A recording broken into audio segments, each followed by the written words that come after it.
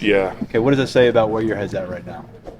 Really good. Yeah, I'm very confident in my game, confident in the D-line, so I think it's going to be pretty good. Film's looking pretty good. You've never lacked confidence, but now you have a little more under your belt as a player in the Big Ten from last year and a whole year off season here. How have you taken that to the next level where you're really buying into that more than ever?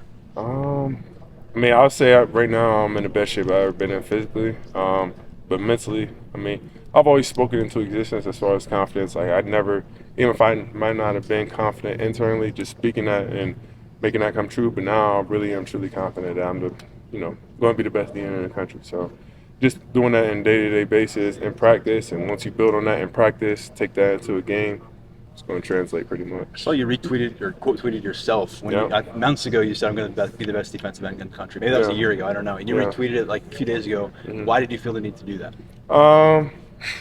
Just I was on Twitter. I was like, you know what? Because I pinned the post, and that was one of the top posts. And going into the season, and then whatever the West Virginia cornerback said, I was like, oh, okay, that's interesting. But just for me personally, I just wanted to put that out there for myself. Have big expectations for myself, and just I got to prove it now. Did Abdul have any thoughts on that pin tweet? I mean, I'm sure Abdul is always the same as me, like confident. You know what I mean? I think everybody should have that type of mindset. Like, I'm gonna be the best player in the country. Like, if you settle for being the third or fourth best, to me, that's not a dominating mindset. Like, Penn State here, we here to be number one. We're here to win the Big Ten. So, I don't think it's nothing surprising. But no, I think Abdul has the same mindset as me. Do you feel like we're maybe underestimating you in that we've written and talked a lot about Abdul? Do you feel like there's maybe a sense of you being under the radar a little bit? I mean, it could be. I don't know. I mean, Abdul's a killer, so yeah. I mean, he's been balling for the past 2 years, so I mean, he deserves everything he gets. We just gotta wait for the season, I guess. How have you made each other better? You and Abdul. Good to see you. What was the question? How have you made each other better, you and Abdul?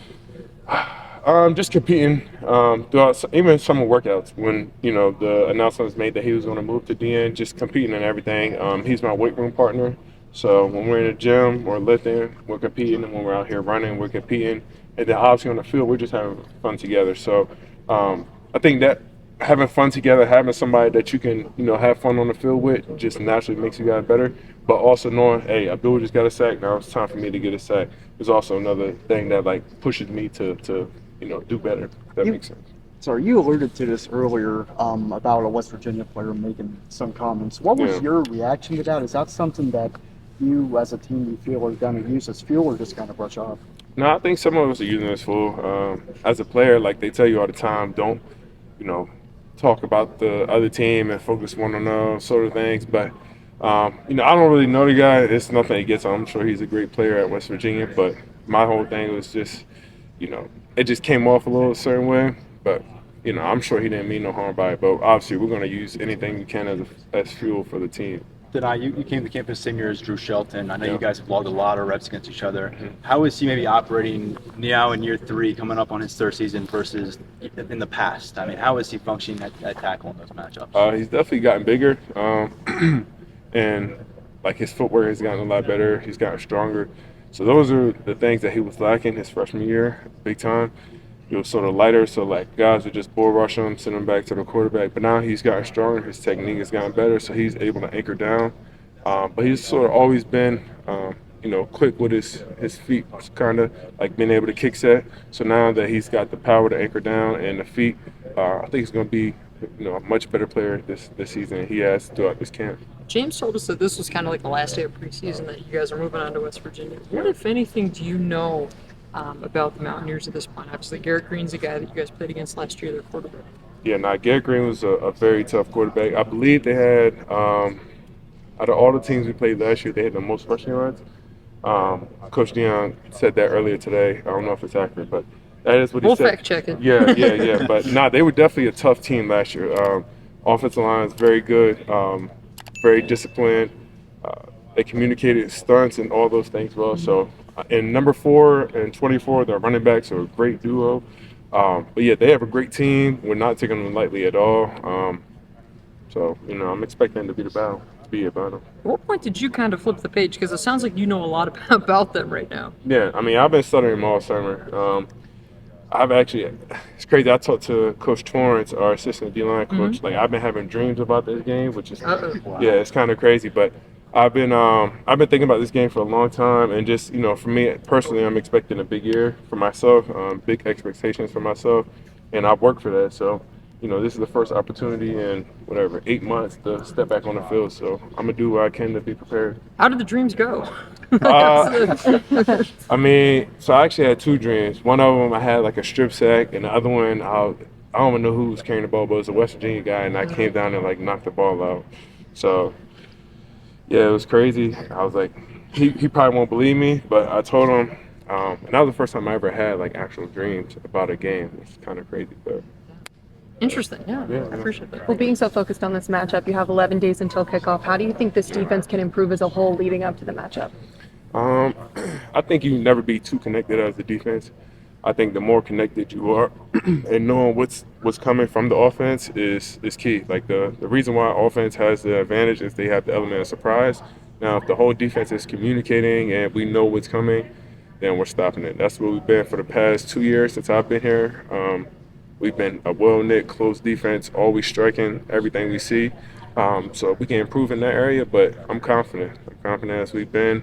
And yeah, I think we're going to be fine, West Virginia. We've all had a lot of questions about the offense this year, you guys, and what's going to look different. What have you seen maybe in practices throughout camp that on the other side of the ball that you're like, okay, They definitely mix things up. They do a lot of motion, a lot of odd things where they bring, an extra tackle, sort of similar to what Michigan did against us last year. Where they bring 1 or 2 extra tackles on one side of the ball just to mess with your eyes. So I think when we run those against opposite teams, I think that's going to affect them a lot because we're just used to traditional counter, all those sort of things. But this year, Coach K has definitely brought a different offense, and it's definitely been tricky to pick up. I like your confidence. Where does that come from? I think my training, and I think, like I said earlier, just practice, like going out and win every single rep at practice is like the next step is just doing it in a game. I've been winning throughout all training camp.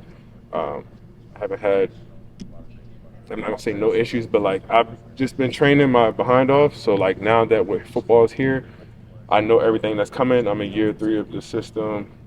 Physically I'm ready. Mentally I know what's going on. So I think all those things, and just also knowing that, hey, Chop and Adisa for the past 2 years, I've learned a ton from them, and just taking that next step, following what they did because obviously they were successful at this level.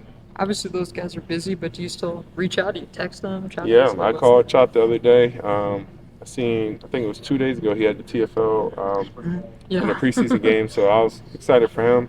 I haven't talked to Deese as much, but Deese is like my big brother, so anytime we connect, it's always a brotherhood. But yeah, I talk to those guys all the time. So I know what you're capable of. What do you think Smith Vilber can do in this coming season?